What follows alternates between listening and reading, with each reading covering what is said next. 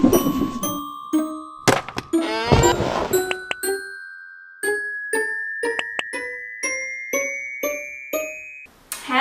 you're watching Kelly again. This is the Global Bookworm and I'm here to do a library haul, which I did already film once before at my previous accommodation, but the footage wasn't focused, so I had to delete it.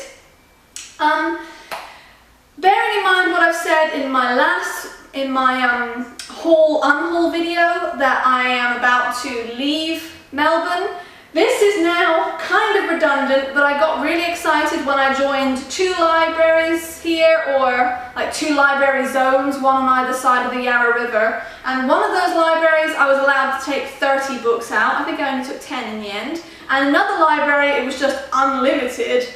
So I got excited.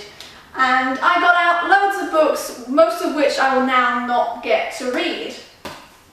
For example, I got The Uglies by Scott Westerfeld, which I've never been interested enough to buy, so I thought this would be a good one to read from the library.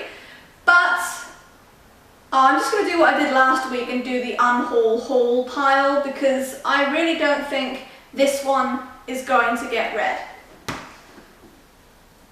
So, Unhaul pile.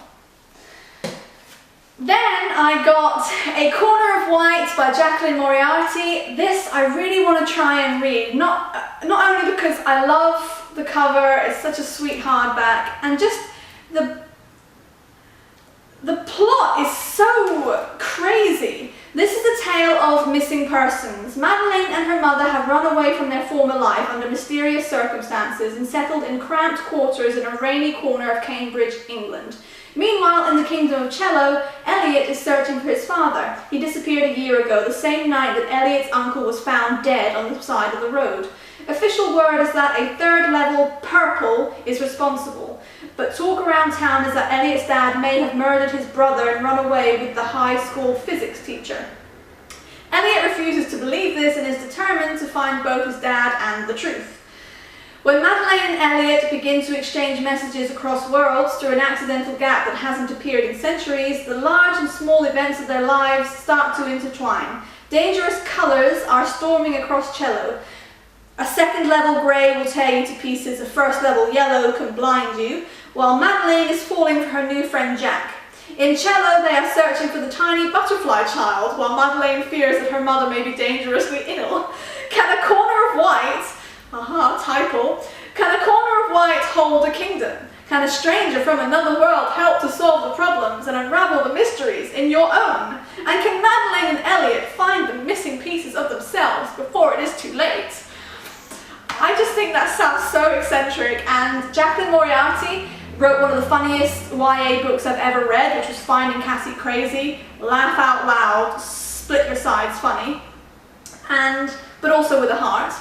So it's not going to get done, is it? It is not going to get read, but I just can't put it in the unhaul pile because my heart wants to read you. Next, unhauling this one, Panic by Lauren Oliver. I literally get customers who just want something just like The Hunger Games, so I tend to recommend Panic or Fire and Flood by Victoria Scott, if I've got the right name. But it's not going to happen just yet, so unhauling you. Last month I read Anna and the French Kiss, so I got Lola and the Boy Next Door, and if I can get it out of the stack, Isla and the Happily Ever After. I do think I might get through Lola and the Boy Next Door, so that can go in the haul pile. But I'm not going to get through Isla and the Happily Ever After. I never actually heard much about this one. I heard more about this before it was coming out than after it came out, so maybe that said something, but I still think people are quite fond of Lola and the Boy Next Door, even though Anna and the French Kiss is the most popular. Whew. Next, I have Sally Gardner's The Door That Led to Nowhere. Very interesting premise about a boy who's basically not doing that well, not functioning that highly in this world, but he finds a doorway into kind of Victorian times, 1830s. He finds a door through to London 1830s, and there he's really kind of finds himself in his element, so he's going to decide whether to stay in the past or return to the present, where he's actually from. I really do want to read this because Sally Gardner wrote a couple of my absolute favourites. She wrote The Red Necklace and The Silver Blade, which follow each other, and also I, Coriander. They're all amazing. It's not going to happen. Why am I putting it in there? This is my heart haul pile. This is what I would really, really want to be able to read. Then in my act of branching out into the younger children's section of my former bookshop, I got these two. Timmy Failure. 1, mistakes were made. 2, now look what you've done. This is supposed to be kind of a younger version of the Wimpy Diaries, but I don't know, these actually look really funny to me, so I think I'll try and read the first one, and the second one can be unhauled for now. I'm going to go to the library today, so to a similar aim, I also got Misery Guts by Morris Gleitzman. Really, really solid author. He wrote Once and Then, which was a Nazi Germany children's story. Just very heartfelt and very beautifully written. And I think he also wrote Tea with the Queen, which was a funny one, and I read that. This is a funny one. What does a kid do when his mum and dad are misery guts? Moves into a tropical paradise, decides Keith. That'll cheer them up. It's a brilliant plan, if he can pull it off. So this is only thin. If I can't get through that, I should be ashamed. Okay, another thin one, Ando Weirdo. This is about a Asian young boy whose surname is Doe, his family name is Doe, and his parents name him Weir, so Weirdo.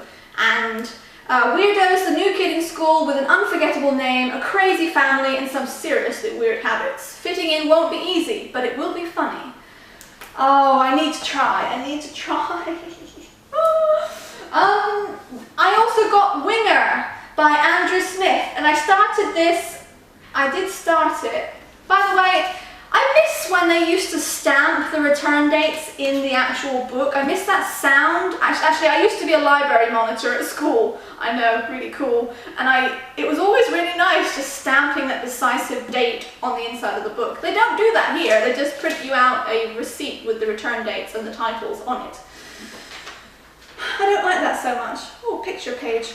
I didn't know there were illustrations in this. I really do want to read this one, but I started reading it and it didn't immediately grab me, so it's going to have to try and grab me another time because it's a little bit fat for me to read right now. Is that even on the screen? Yes, it is.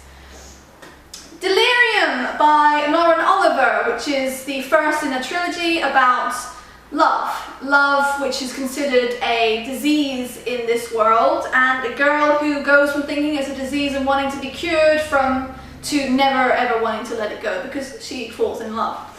Unhauling, it was only a mild curiosity anyway, and it can always be satisfied at a later date.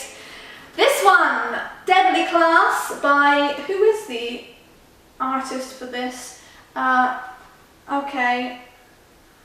Rick Remender and Wes Craig, Batman, and colorist Lee Lowridge.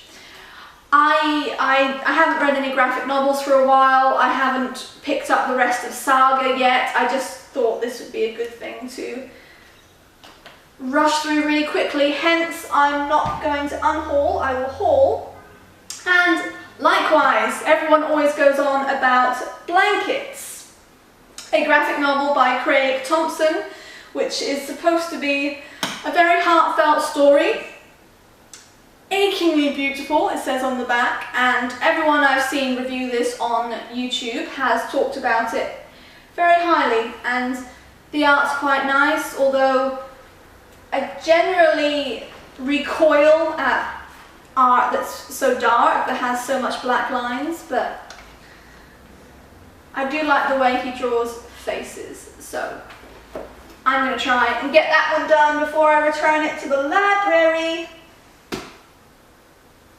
So, that is my library haul, unhaul, and these haul videos will now cease for a little while I get myself sorted, because I honestly have no idea what's happening at the moment. Oh, the wall is holding these up. Oh.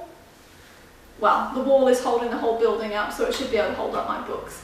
Thank you for watching, guys. Thank you for subscribing. You have kept on coming this week, and that is, again, one of the nicest things that's happened this week. One of the only nice things that's happened this week. I will hopefully film a couple of tags before I leave this accommodation, because I don't know what accommodation I'll be winding up in once I get to Sydney. My life is a roller coaster, and this is one of those really twisty, turny parts. Thank you for bearing with me. See you in the next one. Bye.